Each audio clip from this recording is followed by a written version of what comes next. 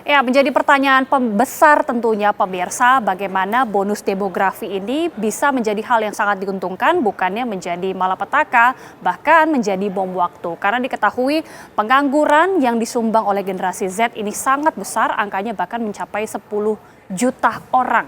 Nah, untuk membahasnya, kita sudah bersama dengan Pak Trubus Rahadiansyah selaku pengamat kebijakan publik. Pak Trubus, selamat malam, apa kabar? Selamat malam, Mbak. Oke. Sehat selalu. Sehat selalu tentunya. Sebelum kita membahas lebih jauh Pak mengenai Gen Z ini, ada baiknya ya kita terlebih dahulu melihat bagaimana sih data yang diperoleh dari BPS, dari Badan Pusat Statistik mulai dari tahun 2023, di mana memang jumlah penduduk Indonesia ini ada sebanyak 275, juta penduduk, terdiri dari laki-laki 139,3 juta dan juga perempuan 136,3 juta jiwa untuk penduduk perempuan. Ini data yang diperoleh dari BPS per 20 Februari 2023, pemirsa.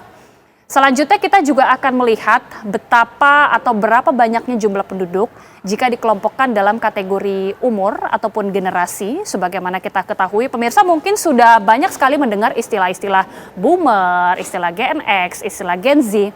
Nah, dari data BPS, 175 juta penduduk Indonesia, terdapat ada 29,2 juta jiwa generasi pre-boomer dan boomer. Jadi mereka ini adalah yang lahir sebelum tahun 1964 hingga tahun 1964. Ada 14,2 juta jiwa laki-laki dan juga 15,3 juta jiwa perempuan. Selanjutnya pemirsa adalah generasi X. Ini mereka yang lahir tahun 1965 hingga 1980. Total ada 49,1 juta jiwa. Terdiri dari 24,5 juta jiwa dan 24,6 juta jiwa penduduk perempuan. Kita lanjutkan generasi milenial, ini adalah generasi saya, Pak Trubus, ini lahir tahun 1981 sampai 1996. Ini adalah generasi yang jumlahnya juga cukup besar, terdiri dari 32,1 jiwa laki-laki dan 31,4 juta jiwa perempuan. Nah, inilah sekarang yang ditampilkan generasi Z yang tentunya masih menjadi banyak sekali perbincangan. Kelompok umur yang lahir di rentang tahun 1997 hingga 2012, artinya ini usianya dari 12 tahun hingga yang tertua sekitar 27 tahun. Jumlah Gen Z ini sebanyak 67 juta jiwa, luar biasa. Terdiri dari remaja putra ada 34,4 juta dan juga remaja putri sebanyak 32,6 juta jiwa. Ini data jumlah penduduk berdasarkan generasi. Jika kita sudah lihat data yang diambil langsung dari Badan Pusat Statistik, jumlahnya luar biasa sekali. Kita akan simak lagi satu lagi data yang dihadirkan langsung dari Badan Pusat Statistik, pemirsa.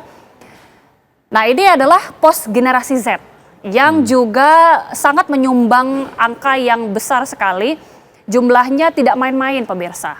67,8 juta jiwa terekam dalam data BPS, 33,9 juta laki-laki, 33,9 juta jiwa anak perempuan. Jadi ini rentang usianya sekitar 12 tahun ke bawah. Artinya kalau kita bisa melihat, Pak Trubus, generasi pos Gen Z dan juga milenial luar biasa menyumbang kependudukan Indonesia begitu besar. Ini kan juga menjadi hal yang sebenarnya diuntungkan, tapi bisa juga itu satu sisi bom waktu. Bagaimana kemudian angka-angka ini kita khawatirkan tidak menyumbang angka pengangguran yang semakin besar, karena kalau angka pengangguran ini sudah menyentuh angka 10 juta jiwa. Iya, menurut saya ini perlu hadir pemerintah ya dalam ini negara untuk memberikan satu kebijakan tersendiri terkait dengan bagaimana masa depan Gen Z. Dalam arti bahwa nanti pemerintah perlu mengeluarkan satu kebijakan regulasi terhadap perkembangan ataupun masa depan dari Gen Z ini.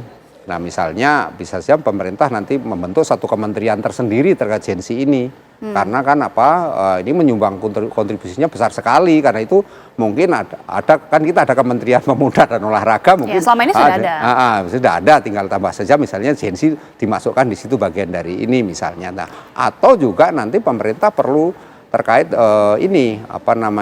memberikan ruang pekerjaan yang luas kepada mereka melalui kebijakan-kebijakan yang diciptakan oleh pemerintah sendiri. Tapi gitu. selama ini kan memang kebijakan sudah cukup banyak ya Pak, sudah ada banyak kartu prakerja, pelatihan-pelatihan juga sudah dilakukan. Tapi faktanya pengangguran ini justru banyak disumbang dari lulusan SMK, bahkan yang sudah ibaratnya sudah siap lah untuk bekerja. Ini yang salah apa sebenarnya Pak? Iya, yang salah memang ini antara permintaan dan penawarannya itu nggak seimbang gitu. Artinya kriteria yang dibutuhkan pekerjaannya itu dengan kapasitas atau kemampuan dari Gen Z sendiri nggak nyambung gitu. Jadi kalau bahasa kerennya itu nggak ada link and match-nya itu nggak kena gitu. Okay. Itu persoalannya. Yang kedua saya melihat memang ini semua bersumber juga dari bagaimana pemerintah selama ini kurang memperhatikan keberadaan Gen Z, hanya kaitannya diberikan pelatihan tapi tidak diberi lanjutan seperti apa selanjutnya kan gitu. Apakah mereka bisa diterima di tempat pekerjaannya itu ataukah mereka bisa istilahnya mengembangkan kapasitasnya yang lebih luas dalam hal kemajuan mengenai teknologi misalnya, mengenai digital, mengenai lapangan-lapangan pekerjaan yang selama ini bayangan masyarakat kan selalu cuma pekerjaan itu formal gitu. Nah, sementara pekerjaan informal itu kan banyak. Nah, mungkin bagaimana nanti diarahkan untuk hal-hal yang sifatnya formal maupun informal. Kalau kita orientasinya formal semua, memang akhirnya munculnya pengangguran ini gitu. Tapi memang ini penting. Yang kedua, memang pemerintah perlu mungkin di tingkat, karena ini kan ada tempatnya kan asal. Misalnya di kampung-kampung halamannya. Kan kita ada dana desa. Mungkin itu dana desa bisa diolah kelola sedemikian rupa sebagian untuk pengembangan Gen Z agar Gen Z ini bisa berkembang di desanya, mengembangkan entah apa pariwisata, kita akan coba gitu. hadirkan juga bagaimana data pengangguran, tapi terlebih dahulu ini adalah merupakan data survei kependudukan pemirsa. Nah, kita sekarang akan hadirkan bagaimana kemudian jumlah Gen Z yang menganggur. Jadi data dari BPS pemirsa. Sekitar 9,9 juta, jadi memang tidak sampai 10 juta, tapi hampir ya. Jadi terdiri dari 4,17 juta orang dan juga laki-laki dan juga 5,73 juta orang perempuan. Ini adalah dari generasi Z yang rentang usianya tadi disebutkan sampai dari 12 sampai usia 27 tahun. Artinya memang ini angka yang besar sekali Pak. Tapi kalau tadi Pak kita juga akan hadirkan bagaimana pernyataan langsung dari Menaker Ida Fauziah yang kemudian juga mengungkapkan bagaimana kemudian pernyataan dari pemerintah bahwa generasi Z ini memang salah satu yang menyumbang pengangguran yang paling besar di Republik Indonesia. Berikut pernyataan selengkapnya.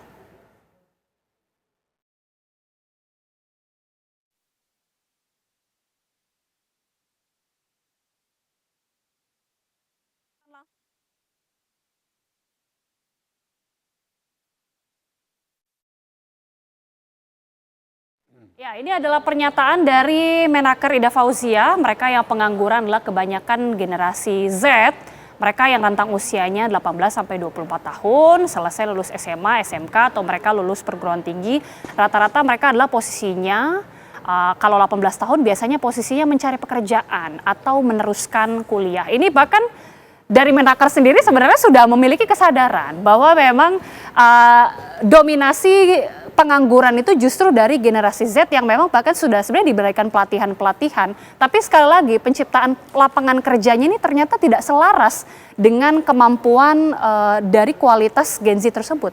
Iya, ini kan persoalannya kemudian banyak perusahaan menetapkan kriteria itu tidak selaras dengan kemampuan yang ada di Gen Z sendiri gitu loh. Jadi akhirnya Gen Z ini kesulitan untuk masuk lapangan pekerjaan yang sebenarnya cukup banyak juga, cuman karena Gen Z-nya tidak bisa menyesuaikan dengan perusahaan yang ditawarkan itu, jobnya lah, job desk-nya itu nggak ada, ya akhirnya mereka nggak bisa masuk. Sementara ini kan itu yang kedua, memang pemerintah sendiri harus memikirkan bagaimana kemudian agar perusahaan-perusahaan itu bisa menerima gitu loh, bisa menerima. Artinya kriterianya diturunkan. Mungkin pemerintah perlu juga menggenjot memberikan lulusan SMK juga paling besar, besar. Nah, ini kan juga harus disalurkan. Jadi tidak semerta-merta hanya mengatakan bahwa ini persoalan bonus demografi, ini Ya. persoalan kemudian mereka menyumbang pengangguran yang tinggi dan semuanya, tapi tanpa ada solusi. Nah, kalau nggak seperti itu ya ujung-ujungnya mereka akhirnya menjadi generasi yang frustasi kan, karena mencari pekerjaan nggak ada. Ini kan Berbicara mengenai generasi frustasi, ada fenomena menarik juga Pak Trubus, bahwa Gen Z ini kerap dikaitkan dengan kutu loncat. Jadi pengangguran yang sebenarnya dia tadinya sudah punya pekerjaan, tapi kemudian berpindah-pindah karena tidak stabil dalam satu perusahaan tertentu. Ini kita akan bahas fenomena ini karena cukup marak terjadi, namun usai jeda pemirsa, kami kembali saat lagi.